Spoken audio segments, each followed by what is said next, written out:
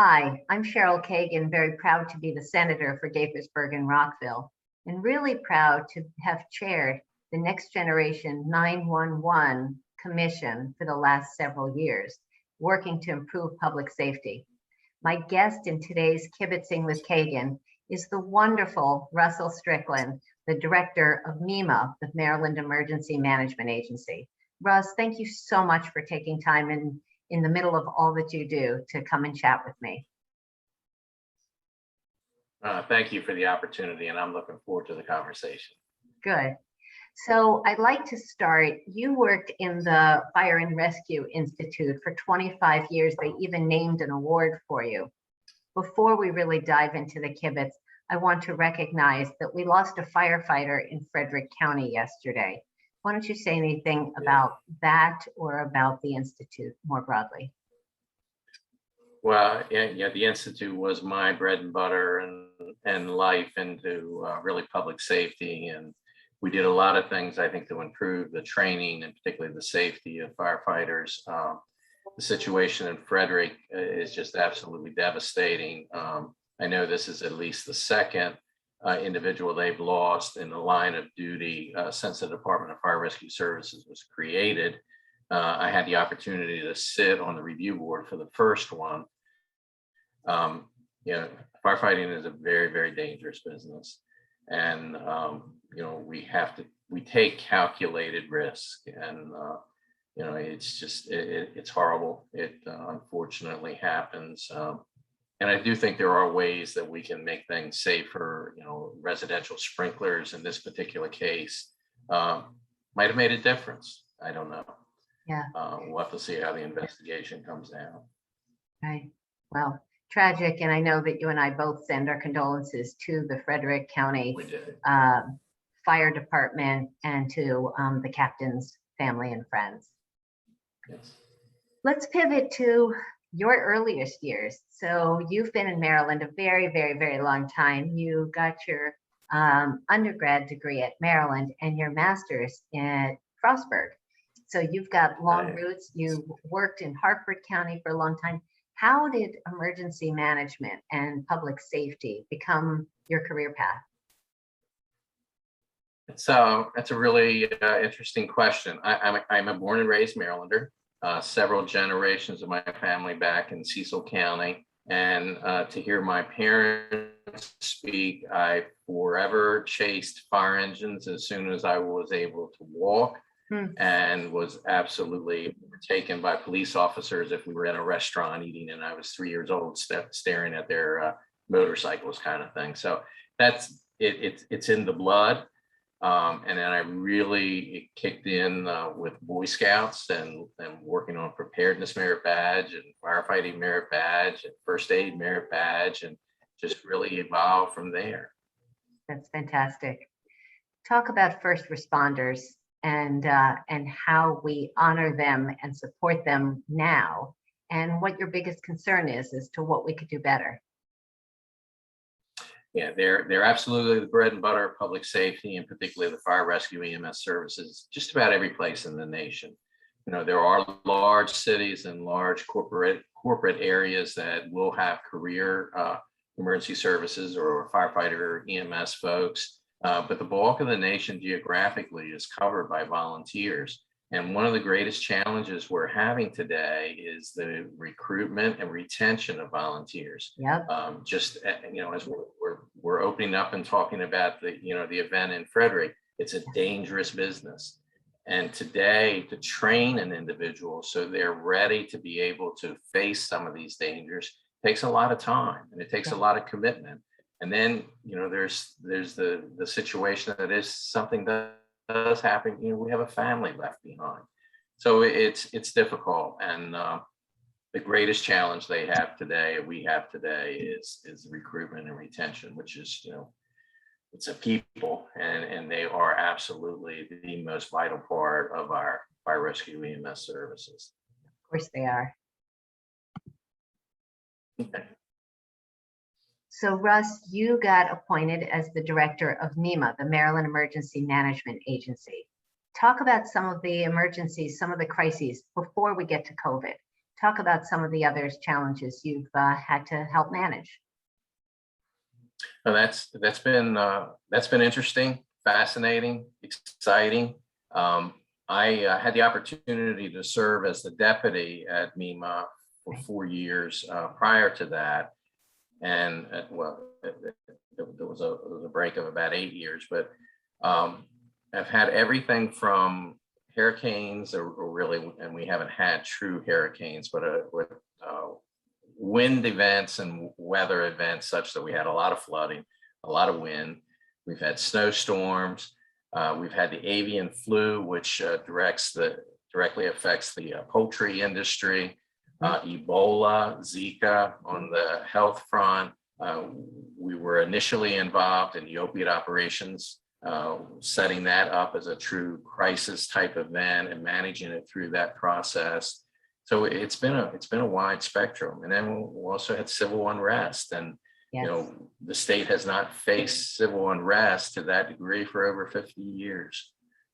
So it's been a real shift in just simply handling natural events. And then today with cyber, we've had 3 or 4 major cyber events that we've helped in the background, and again, coordinating and collaborating, bringing people together to solve those kind of problems. Amazing. So let's go back for a moment to climate, wind and rain you mentioned. Is MEMA part of the conversation about anticipating climate change? Yeah, yes, we are 100%. In fact, FEMA was about 10 years or so ago, made it clear to us that in all of our, right, I'm sorry. They made it very, very clear to us that we need to start considering that in all of our planning activities. So particularly with looking at, again, our major challenge in Maryland from a natural hazards perspective is flooding, is we have been paying much closer attention to that, addressing that such that we're in a better position if we have an event, so during the event, and then recovery as we push very, very heavily so that we can mitigate those kind of situations, build the resilience a community might need. And that's where we're really starting to focus a lot of our efforts is on resilience. So you referenced cyber, which is too much on everyone's mind because there have been so many stories, whether it's school systems, 911 centers, election fears about hacking. What is your role and how do you work with the Department of Information Technology, local governments, and others? It's the exact same that we do with any other type of a crisis. Whenever there is a crisis, there's generally a lead state agency. For many of the weather events, a lot of times it's the Department of Transportation, but then there'll be other support agencies depending upon what the event might call for, such as sheltering through, Department of Human Services and Department of Social Services. With the cyber event, we treat that exactly the same. And in fact, we've set up a cyber preparedness unit to work with the local jurisdictions in assessing the problem, doing planning for it, and then training and exercise. So if we have a crisis and it rises above that of which the local jurisdiction can handle, we'll bring the Department of IT in. They will serve as the lead state agency. They are the technical experts, and we will help them solve the problems, provide them with resources, find them resources if necessary, to work the problem, whatever it might be. And then you talked about social unrest. So whether it was after Freddie Gray was murdered and the Baltimore unrest, or whether it was after George Floyd's murder and so many of us stepped out and protest. Tell me exactly what sort of role MEMA has had in those. Well, through the Freddie Gray event, our State Emergency Operations Center was activated, and it was through what they call an Emergency Management Assistance Compact, EMAC, that we were able to bring resources and assets from outside the state in to help the Maryland State Police, the Baltimore City Police, and the Maryland National Guard. So we're the coordinating body in the back end of all of that. And then any resources they may need while they're engaged or they're in theater, we help provide that and coordinate that. Basically it's a lot of detail that goes on in the background to support any kind of an event, and that's where we come into play, and that we reach out to other state agencies, possibly local jurisdictions, to get the necessary resources and assets that might be needed at the ground zero, whatever it might be. Sure.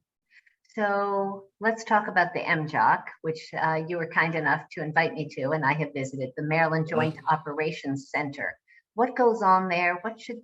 What would a Maryland resident find interesting or important about that? Well, we're constantly watching the state. So we're not a 911 center. So that's not where a citizen would necessarily call for help, but it is where a local jurisdiction or a state agency would immediately reach to if they need something that they don't have in their back pocket, their hip pocket, whatever it might be. Right. So what's happening there 24/7 is that we're monitoring all the events that are going on in our local jurisdictions and municipalities.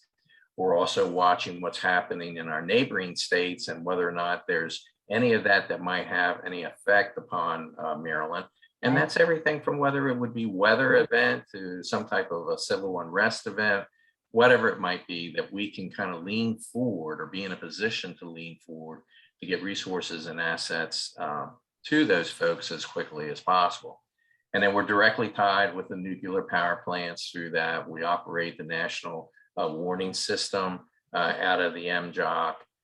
There's a multitude of what probably seems like little things, but a lot that keeps the folks busy. One of the main things we do is we cover the dispatch for several state agencies and their activities. And then we also staff the tip line for the Maryland Center for School Safety. So we operate that. Which we passed legislatively a few years ago. I remember voting for that.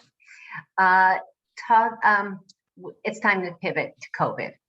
That has been an enormous part of your role the last year and a half, unfortunately. Why don't you talk about exactly what you've done, how much time it's taken, and how you feel like you've been able to help make a difference? Well, we were involved with the Department of Health. And again, every event really kind of starts at either the local level or with a state agency who is basically working the event until they get to the point that it's beyond the resources and assets they may have. So we were communicating with the Department of Health as far back as December of 2019.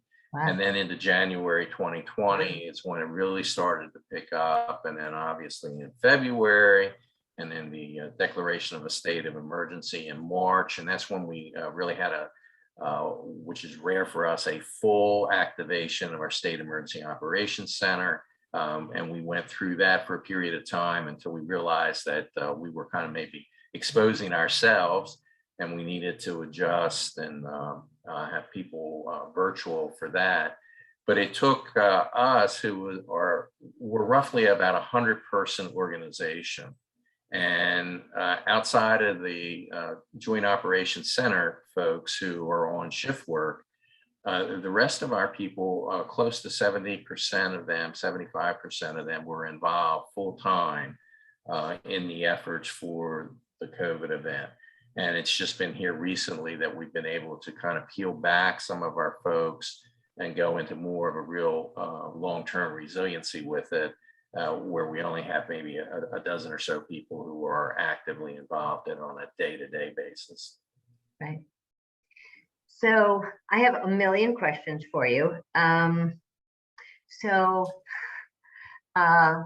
Based on legislation that the 911 Commission endorsed and that I sponsored, MEMA, the Maryland Emergency Management Agency, in a short period of time, just in a couple of months, is going to become the Maryland Department of Emergency Management and will be a cabinet level, and you will become a cabinet secretary rather than a director.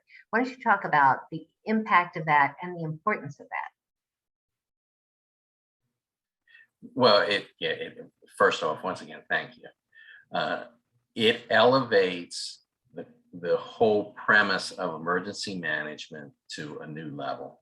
You know, we have to build a culture of preparedness. You know, the survivability of our entire culture is dependent upon the ability to be prepared so that we can survive any kind of an event we might have, or any type of crisis we might have. So this brings it up to a higher level. We're sitting at the table with all of the other state departments, and it puts me in a position on what I would call a bright sunny day to really talk directly with them and plan directly with them so that we can build the kind of resilience we need, particularly before, during, and after a disaster.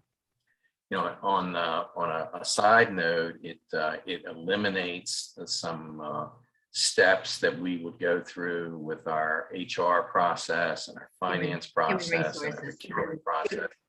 So it will make us, in my eyes, more efficient than we have been in the past. So we've eliminated a step there. It made no sense to me. Sorry, it made no sense to me when I came to visit you and you were in the military department on the org chart, and never understood that. I also never understood why the 911 board was under, you know, I called it with the prison guards. That made no sense either. And the legislation that we got passed this year that signed into law is also going to move the 911 board to an autonomous agency under your new Department of Emergency Management. Any thoughts about that, or any points that you want to share? Well, I think first off, every state does things a little differently. We know that, and if you visited one state, you visited just one state. And there are other states that, you know, are very much entwined with their military department as well as entwined with other departments. And again, everybody does things differently. And there's history to why emergency management is in the military department and the 911 board was remained with really the Department of Public Safety. And I think in the past, the decisions were probably made quickly, maybe not with all of the logic that they could have considered or what, you know, the vision of the future would be. And I think you all identified that very well and have set it up so that for the future we can move forward together. Now, the 911 board with emergency management, really, if you think about it, makes a lot of sense. And why do I say that? Because 911 is the first line of communications from the public, the people who need help, to accessing that help. And it's got to work absolutely perfectly. And it functions all the time, whether we're in a crisis mode or a non-crisis mode. And if it is functioning well on what I call a bright sunny day, yes, you have a lot better chance that on that stormy day, it's also going to function well. And I think bringing us together will give us the opportunity to work closely with them and closely with the local organizations at their planning, their COOP plans, what do they do if kind of thing, and train and exercise to help them maintain that kind of resilience they need. COOP plans. We cannot. COOP plans, community continuity operation. Okay. Operations. Yes, ma'am. I'm sorry. So yes. For all my years of dealing with you public safety 911 types, I have learned most of the acronyms, it feels like, but not all our viewers will know them all. So, okay. So I am really excited about that transfer, about MEMA being elevated to a cabinet level department and the 911 board shifting to under the Department of Emergency Management. Just makes so much sense. And I was thrilled that we were able to get that passed and signed into law by the governor. So, so you've heard me say this a million times, but maybe someone watching doesn't know that 3 people have died in my district when 911 failed. And that is what motivated me to spend the last 7 years working on 911 issues and the last 4 years chairing the 911 Commission. let's talk for a moment. We started off with our first responders, our firefighters and paramedics. But I am wearing my pin, in addition to my Senate pin, I am wearing my pin that represents the 911 specialists, the courageous women and men who work under the headset under extraordinarily stressful circumstances. Why don't you talk, if you would, about our first responders? They are the most dedicated people at the baseline, the foundation of our public safety. I mean, and it's very, very straightforward and simple. And I come with a background where I literally started at 17 years old as a police department dispatcher. What those folks receive and hear, and then stay on the phone with people to assist them through that immediate crisis is just unbelievable. Yeah. When I was with Harford County as the director of emergency services there, I would go into the 911 center and sit with the call takers. And one day I'm sitting and there's a domestic, and that 911 specialist stayed on the line for an hour and a half, even after law enforcement had arrived. But the connection had been made that there was a safeness felt. And we're not hanging the phone up. Right. We're simply not going to do that. And when you say domestic, just to clarify, we're talking about a domestic violence situation. Yes, yes. They truly are. They truly are ones that, they're their front line. Yes. While you referenced Harford County, we lost a Harford County 911 specialist to death by suicide just a few weeks ago, actually. And as you know, the rates of depression, of suicide, of post-traumatic stress disorder are extraordinary and much higher in this field than virtually any other. And so anything you want to say about that? Because as you know, we're working on providing a very narrow workers' compensation to help support them, provide better mental health, and also provide them the care that they need, the training as well as the support. Yeah, I agree with you. And my time in Harford County, we basically went through and offered to everybody within the department a mental health first aid program.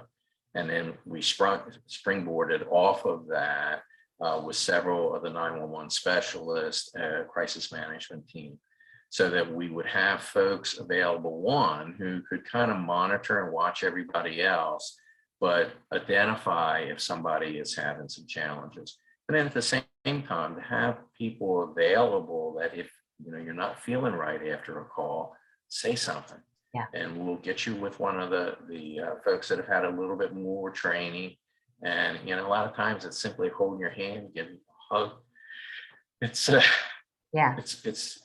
just being humanistic about it. Or because take the rest of your shift. What they're hearing. Yes. Take the rest of your shift off. Don't come in tomorrow. Yes. Yeah. Yes, we've cleared out entire shifts where we would bring back in folks to replace the entire shift because of dependent upon a call. They're humans. Right. And yet they are invisible because they are the disembodied voice to most people on their worst day when they call 911. They have to be calm, professional, well-informed, and supportive and caring, but professional. That's a hard line to walk. Yes. You talked about the calls that they hear. Why don't you talk about Next Gen 911? Because now they're going to be getting photos and videos, which is going to make their job even harder. Yes, yeah, it is. The whole concept of Next Gen 911 is that we'll be able to communicate across any medium. And that means we're going to be getting text messages in, we're going to be getting video messages in, it'll be coming in much different ways versus just simply picking up the telephone and calling 911 off of what would be a hard line, basically. Right. So yes, and respecting the privacy of some of that, as well as the effect that that's going to have on the call taker, is something that definitely needs to be explored, and we need to be prepared so that we can handle that and address that with folks. Exactly. So before I pivot to something else, you mentioned texts are going to come in as well as calls and all that. I just want to do a public service announcement here. Last August, a year ago, actually, Maryland went live statewide with texting. And so the rule to anyone watching, call if you can, text if you can't. So if you can't speak for health reasons or because you're hiding from a bad guy in your house or have a disability, definitely feel free to text. But the much better plan is to make the phone call. It'll go more quickly, and they need your location, they need details. And so a phone call is always better. Even if English isn't your primary language, it will still go more quickly. Anything you want to add to that, Russ? No, I think you're exactly right. And we do have services available that, if it's a non-English speaking person who calls, we can get translation services reasonably quickly on that. And then many of the centers have immediate capabilities with some of the non-English languages that are spoken frequently within their jurisdiction. Exactly. So let's pivot to what became my favorite issue on my docket last year in the 2021 session.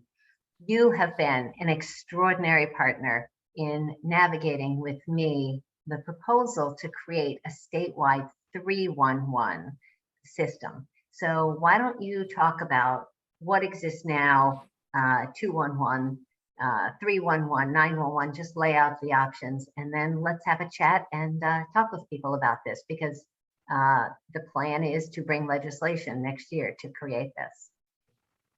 Okay, I'm very happy to.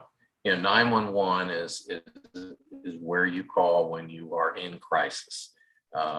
Was initially established many years ago, such that it would be easy for folks to have 3 numbers they knew they could call to get help, and was generally focused on fire rescue, EMS, and law enforcement. Right. Through the years, we've added additional N numbers to the system nationwide. 211 was established to really handle social services and what would be like individual services, people in stress, crisis, suicide, that might be able to receive some direct help that way. The 311 was created before you get to 311, since you mentioned suicide, I just want to mention that the federal government has established a 988 number, which is going live in 2022, which is a suicide hotline, and will connect you with local resources. In the meantime, there are other local resources, and always call 911 if you or someone near you or someone you care about is thinking about suicide as an option. Please now go to 311. No, that's an excellent point. And 311 was created, and actually the first 311 system in the nation was in Baltimore City. Today, there are 5 jurisdictions in the state of Maryland that have a very active 311 system. And that was basically to take the load off of the 911 center. And through an educational process, and it's fascinating to really talk to the folks in the jurisdictions that have an active 311. If a tree falls on a car I'm in Kent County right now, we'll call 911. Right. Because we don't have a 311 here. But in Baltimore City, they're educated and they know, they pick up the phone and they call 311. Mm-hmm. And they get the same service, and it's not tying up somebody who's having a heart attack. Right. So, it keeps that line of demarcation kind of clear so that we can get the right resources to the place at the right time. So with that, the concept is that why don't we have 311 in every county of the state? This is a perfect opportunity to really set up a national model. No other state has considered or moved forward with this. But if we had 311 in every county, we would, one, be removing some of the burden and the challenge off of all those 911 centers. Two, it very well could be a training ground for folks, or an area where they can kind of get their feet wet. If they're not sure they want to be a 911 specialist, go in and do 311, and then see if you want to move on to a 911 center from there. From the emergency management perspective, if we have a statewide 311 system, we now, during the time of crisis or disaster, have two things. One, a rumor control line, which we can generate and send it straight to that local jurisdiction. And two, people can report property damage and damage through that. So we get a much faster inventory, if you will, of what damage there may have been from a particular crisis or storm or whatever that may be. So it really, it provides for the citizen the fact that they need to know 911, 211, and 311. Right. Always when in doubt, obviously call 911. Right. But for many of what would be information needed, reporting that doesn't necessarily require a fire engine or a law enforcement officer right away, you have 311. Right. So I want to add one more. Very logical. Go ahead. Sorry. I'm done. One of the key attributes or advantages to creating a statewide 311 is I think it's hard for people to figure out how to navigate local government. Yes. I don't know who to call for the tree that fell down in front of my driveway. Do you call the Department of Environment? Do you call Transportation? Do you call and even if you figure out which department, then it's who do I call and what's the right phone number? And so rather than navigating the internet and trying to click and figure it out and get the right person on the phone or send the right email, it's just crazy. People get frustrated, and every government, local government, has thousands of phone lines and thousands of emails. So we can help short circuit. We will have trained people under the headset who can help you find the right person, or maybe even report the emergency for you and just handle it, which will be enormous. So it's going to be great customer service, great access to government for everyone statewide, whether there is a local 311 that exists now or not. All those services will be available.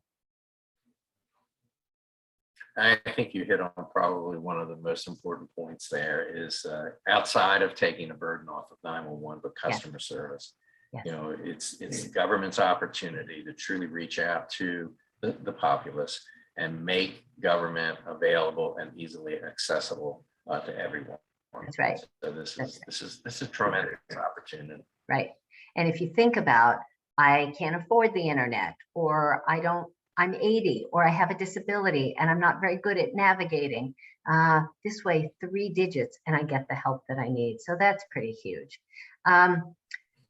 Let's talk about the cost of 311. Is there going to be a new entry on my telephone bill? People might ask. And the plan right now is that there would not be any expense to the populace or the folks who would be receiving the service. Right. We're going to search hard for available federal money. And right. I think with some of the opportunities that are coming forward from the federal government in that area, we should be able to secure some of the money to at least set the system up. And then we're going to have to address how do we maintain it once it's up, and that'll be back. We'll work on through the state process. So to be clear, Congressman David Trone and his folks, his staff, have been wonderfully helpful. Now that he's on the Appropriations Committee, they are very resourceful, and they believe that there are options to help with emergency management. And some of it's COVID related, because it's where can I get a test or where can I get a vaccine? Those are the types of questions that people can call 311 for, that they may not know where to go. The other thing is that we've gotten, and I don't want to get you in trouble here, but we've gotten tentative thumbs up from the Hogan administration, from the Secretary of the Budget, from people in the governor's office, that this is exactly the sort of government expenditure to help with emergency management, help people navigate government that makes sense. And it's not going to be expensive, but that we will get support from the state government. And that remains to be confirmed, obviously, but we've gotten some very good indicators. So people should not expect needing. But is it? Sorry? So it really is going to add to our preparedness efforts too. You know, one of the greatest challenges we had, and really the Department of Health had, and they did an exceptional job with it, was setting up call centers. You know, they were at points in time that they were receiving 67,000 calls a day, had 739 people under headsets. Now that's an expansion of an operation that's absolutely phenomenal. If we have a lot of the technology and the backbone in place, which we could with a statewide 311 system, Yep. that would make that ability to expand easier, faster, more efficient. Yep. And yes, agreed. And the telecommunications companies that we've met with have all reassured us that this is easy, that the backbone, that the infrastructure is there because of 911, that we'll be able to it's not going to take new wires and new systems to set up a statewide 311. So I have 2 questions for you, Russ, before we go to our Fast 5. First, what sort of emergency keeps you up at night? What are you most fearful of? And I'm not stuttering. I really have 2. Okay. State of Maryland has never experienced the landfall of a major categorized hurricane. And if and when we do, it very well, particularly, you know, hitting the lower 4 counties of the Eastern Shore, the 2 to 3 counties on the Western Shore, could be absolutely devastating. And my concern is that we need to have advanced warning as much as possible with that, so that we can adequately evacuate the areas as necessary, and then be able to get into quickly to recover with folks who may not have had the opportunity to evacuate. So that's a major planning effort, and it's a major planning effort between Delaware, Maryland, and Virginia, coupled with the Federal Emergency Management Agency at FEMA Region 3 in Philadelphia. So that's one that kind of keeps me up at night. Yeah. The other one is You broke up. Is what? The other one is cyber. Yeah. The cyber security. You know, it's everybody is being attacked all the time, and folks but people just don't realize that. Yeah. And the defenses that government, and whether it be state, local, or federal, are facing all the time to prevent a major cyber event is just tremendous.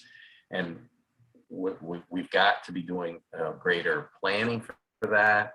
We've got to be figuring out what the resiliency is for that. You know, what is it we can afford to lose? What is it we cannot afford to lose? You know, and how is it we put in so that we'll be as safe as we can if in fact we're attacked. And that one does keep me up late at night.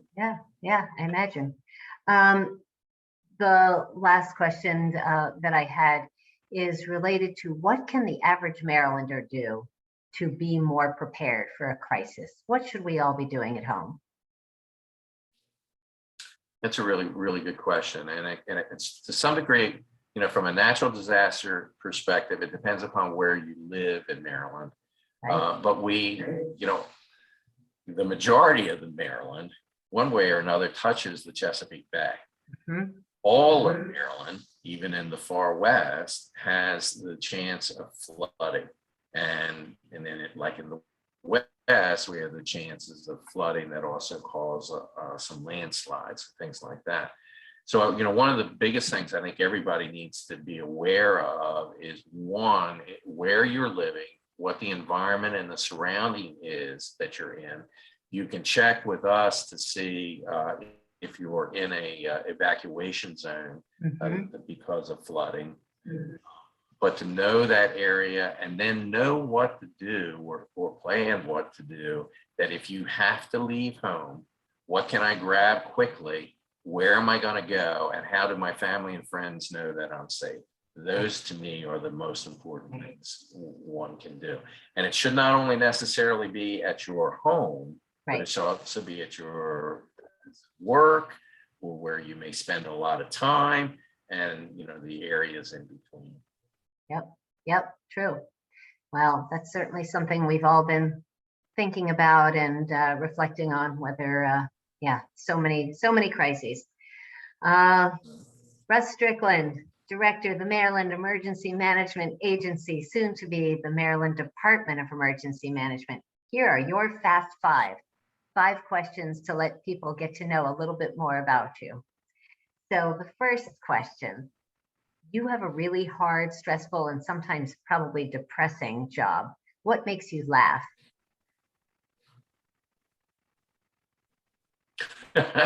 What makes me laugh?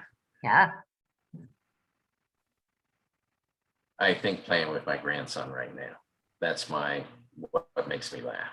That's a good one. If there were a movie that were to be made about your life, which actor would you want to be cast to portray you? Oh, Matt Damon. Cool. That's an easy one. That's a good one. Jason Bourne. Yep. Question 3. What is your favorite sport to watch or play? Football. Very upset, still suffer from the fact that the Colts left in the middle of the night, but football. Are you a Ravens fan? I am, but I'm still heartbroken over the Colts. Sure. Okay. Question 4. What is advice that you would give to a young person starting off their career in public safety?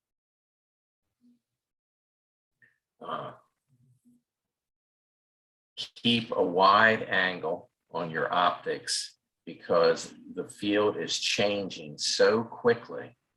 You need to explore, touch, smell, feel everything that's going on and decide what makes you feel the best and what it is that you can do to make a difference. Get in that lane and push it all the way. That's amazing. That's great.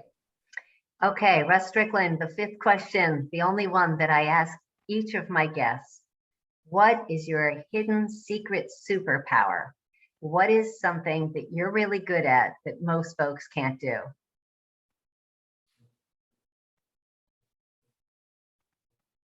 Backup fire apparatus.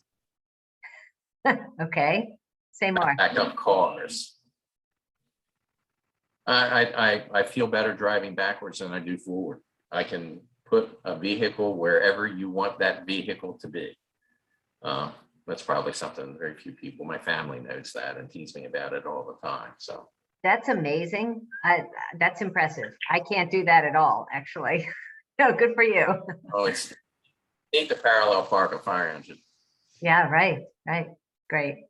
Well, Russ, it has been such a pleasure to kibitz with you today, but even more, I have been so blessed for the opportunity to work with you on 311, 911, and other issues related to public safety. Thank you for your career of service, and thank you for chatting with me today on this Kibbitzing with Kagan episode. Well, thank you for the opportunity, and I enjoyed every minute of it. I really did. Thank you. Look forward to seeing you in person very soon. Take care. Stay well. Yes. You Bye. too. Bye-bye.